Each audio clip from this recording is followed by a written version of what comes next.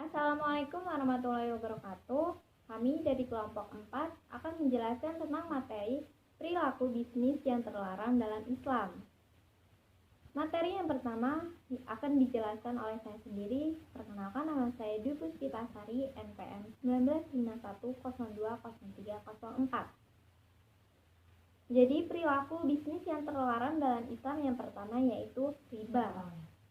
Riba adalah menetapkan bunga atau melebihkan jumlah pinjaman saat pengembalian berdasarkan persentase tertentu dari jumlah peminjam pokok yang dibebankan kepada peminjam. Riba secara bahasa bermakna ziyadah atau tambahan. Namun riba secara umum adalah pengembalian tambahan baik dalam transaksi jual beli maupun pinjam meminjam secara batil atau bertentangan dengan prinsip muamalat dalam Islam. Macam-macam riba.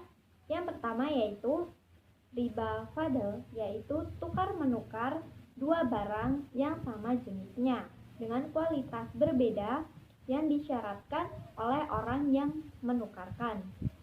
Yang kedua yaitu ribayat, yaitu berpisah dari tempat sebelum ditimbang dan diterima.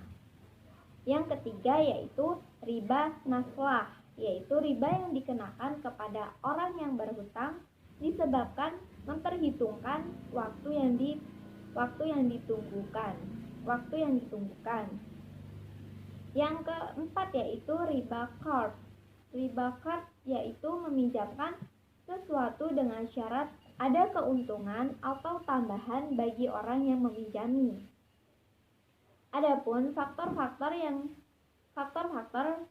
memakan dan diharamkannya perbuatan riba, yang pertama yaitu faktor penyebab memakan riba, antara lain yang pertama yaitu nafsu dunia kepada harta benda, serakah harta, imannya lemah, dan yang kedua yaitu faktor dunia. Yang kedua yaitu faktor penyebab diharamkannya riba, antara lain yaitu merugikan orang lain, neraka ancaman, mendapatkan laknat dari Allah Subhanahu wa taala, dan termasuk perbuatan syaitan yang keji. Adapun hal-hal yang menimbulkan riba diantaranya adalah tidak sama nilainya, tidak tunai di majelis akad, dan larangan-larangan riba dalam Al-Quran. Dampak riba, dampak buruk terhadap pribadi seseorang, kehidupan masyarakat, dan perekonomian. Akibat-akibat buruk yang dijelaskan para ekonomi muslim dan non-muslim yaitu diantaranya riba merusak sumber daya manusia. Riba merupakan penyebab utama terjadinya inflasi, dan riba menciptakan kesenjangan sosial. Yang kedua yaitu materi yang kedua, perilaku bisnis Islam yang terlarang yaitu penipuan atau gizi. Istilah gizi dalam bisnis adalah menyembunyikan cacat barang dan mencampur dengan barang-barang baik dengan yang jelek. Adapun landasan hukum gizi yang telah diketahui bahwa al-gizi adalah perbuatan haram, pelaku gizi wajib meminta ampun kepada Allah Subhanahu wa taala dan bertobat kepadanya. Jika pelaku gizi sudah terlanjur melakukan kecurangan, hendaknya dia segera menyampaikan dan memberitahu kepada pembeli tentang cacat yang ada pada barang yang diperjualbelikan.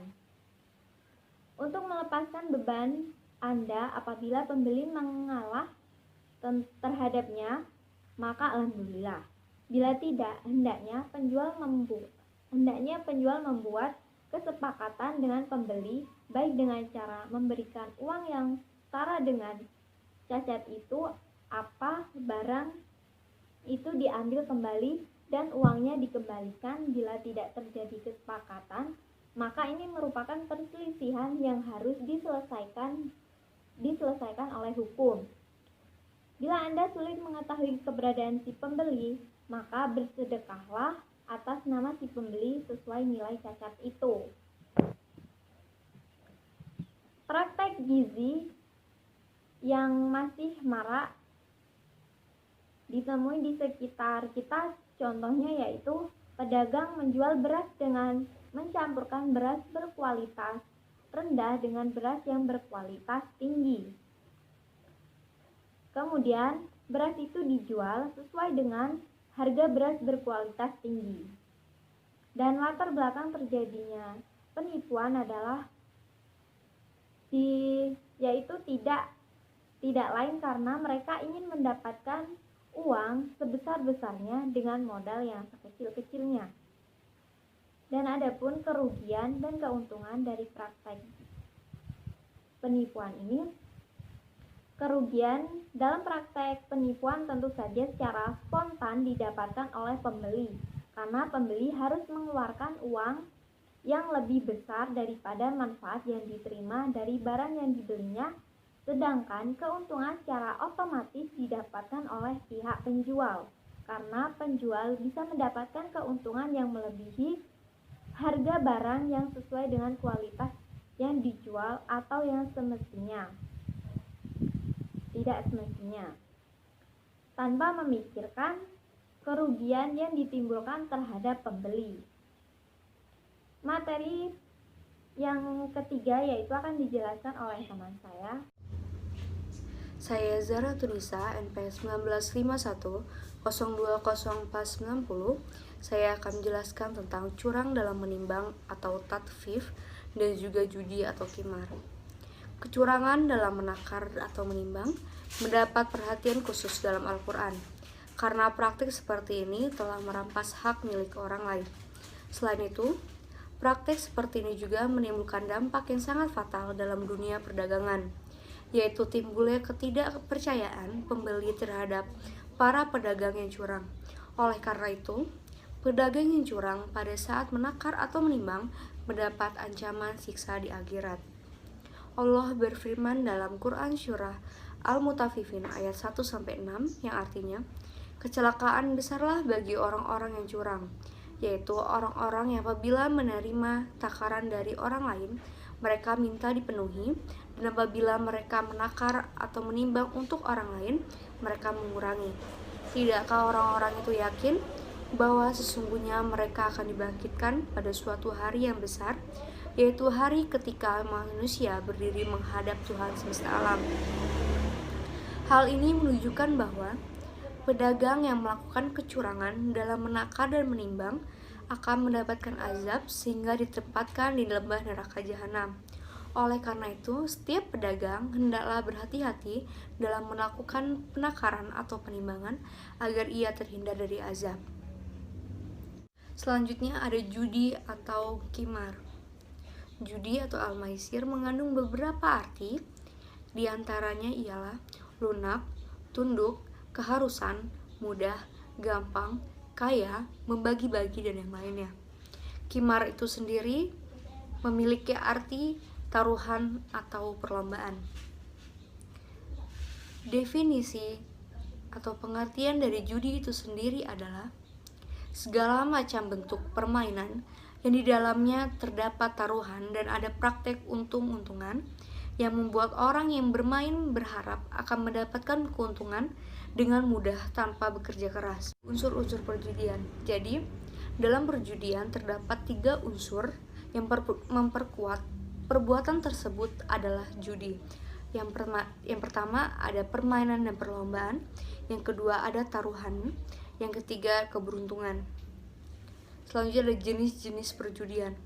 Pada masa jahiliyah dikenal 2 bentuk al-maisir, yaitu yang pertama ada al-muqataroh.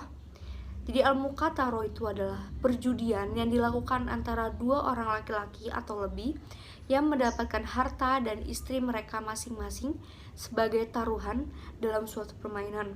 Orang yang berhasil memenangkan permainan itu berhak mengambil harta dan istri dari pihak yang kalah.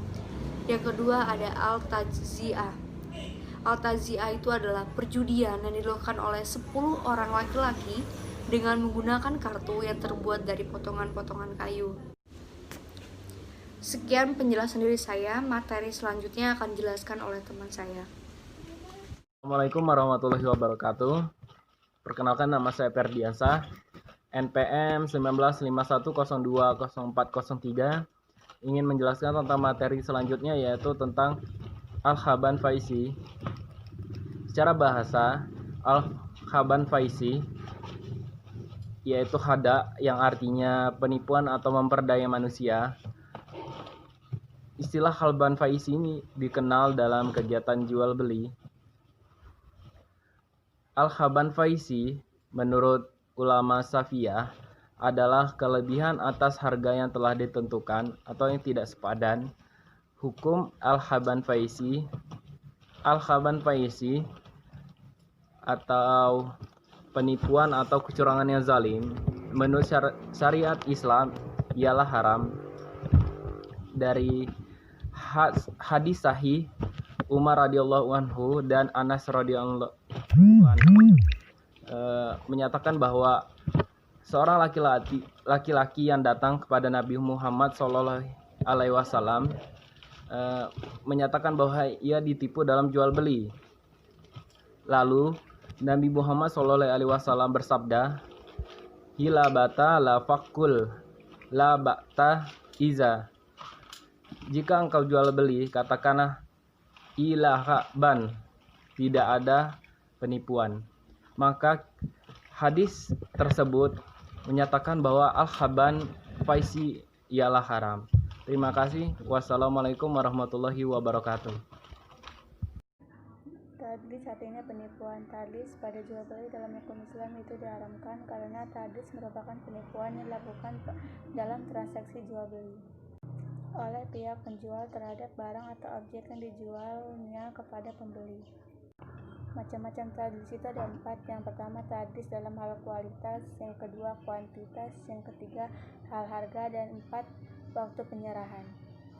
Tadlis dalam hal kuantitas adalah penipuan dalam transaksi jual beli yang dilakukan oleh penjual kepada pembeli terhadap mutu atau kualitas barang yang dijual dengan mengatakan barang yang sejatinya bermutu buruk, tetapi dekatan kepada pembeli barang tersebut bermutu baik dan berkualitas tinggi. Yang kedua itu tadlis dalam hal kuantitas, yaitu penipuan yang dilakukan oleh pihak penjual terhadap jumlah yang akan diterima kepada pihak pembeli, atau penipuan atau jumlah barang yang diterima oleh pembeli tidak sesuai dengan akad perjanjian, atau kuantitas barang objek jual beli bersifat gharar. Yang ketiga dalam hal harga ialah penipuan harga jual yang dilakukan oleh penjual kepada pembeli. Yang keempat, waktu penyerahan adalah penipuan yang dilakukan oleh penjual kepada atas waktu penyerahan barang yang telah disepakati pada saat di awal akad, atau penyerahan barang tidak sesuai waktu yang disepakati tanpa menginformasikan alasan tertentu kepada pihak pembeli. Solusi jika terjadi tadlis, maka orang yang tertipu atau mudalas memiliki khiyar.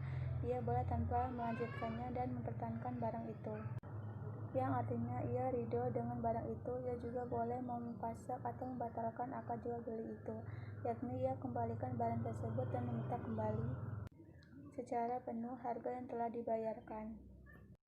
Assalamualaikum warahmatullahi wabarakatuh. Nama saya Widya Adela. Saya akan menjelaskan tentang ihtikar dan at-tas'ir. Yang pertama yaitu ihtikar. Ihtikar adalah kegiatan ekonomi yang dilakukan oleh seseorang pelaku ekonomi dengan menimbun suatu barang dengan tujuan mendapatkan keuntungan sebesar-besarnya tanpa melihat kesusahan orang lain. Dasar hukum ihtikar ada 2 macam, yaitu Al-Quran dan hadis. Selanjutnya, kriteria ihtikar dalam Islam. Para ulama berpendapat yang dimaksud dengan penimbunan yang haram adalah: yang pertama, bahwa barang yang ditimbun adalah kelebihan dari kebutuhannya, berikut tanggungan untuk persediaan setahun penuh. Yang kedua, bahwa orang tersebut menunggu saat memuncaknya harga barang agar dapat menjualnya dengan harga yang lebih tinggi. Yang ketiga, bahwa penimbunan dilakukan pada saat manusia sangat membutuhkan barang yang ditimbun. Selanjutnya, kebijakan negara menetapkan harga atau at-tas'ir. Kata at-tas'ir ini berasal dari kata sa'ara yas'aru sa'ran yang artinya menyalahkan. Secara etimologi, Kata atasir ini digunakan di pasar untuk menyebut harga sebagai penyerupaan terhadap aktivitas penyalaan api, seakan menyalakan nilai atau harga bagi sesuatu. Dasar hukum atasir. Para ulama fikih sepakat menyatakan bahwa ketentuan penetapan harga ini tidak dijumpai dalam Al-Quran. Logika hadis itu dapat diinduksi bahwa penetapan harga itu dibolehkan. Macam-macam at-tas'ir. Yang pertama, harga yang berlaku secara alami tanpa campur tangan dan ulah para pedagang. Yang kedua, harga suatu komoditi yang ditetapkan pemerintah setelah mempertimbangkan modal dan keuntungan bagi para pedagang dan keadaan ekonomi masyarakat. Selanjutnya, urgensi penetapan harga. Menurut Ibnu Taimiyah yang dikutip oleh Yusuf Qaradawi, yaitu penentuan harga mempunyai dua bentuk. Yang pertama, ada yang boleh, dan yang kedua, ada yang haram. Penetapan harga yang adil dan sah yaitu penetapan harga yang diberlakukan apabila ada kezaliman dalam penentuan harga atau karena ada ketimpangan harga yang sekiranya diperlakukan adanya tas'ir, dan sah jika untuk kemaslahatan bersama.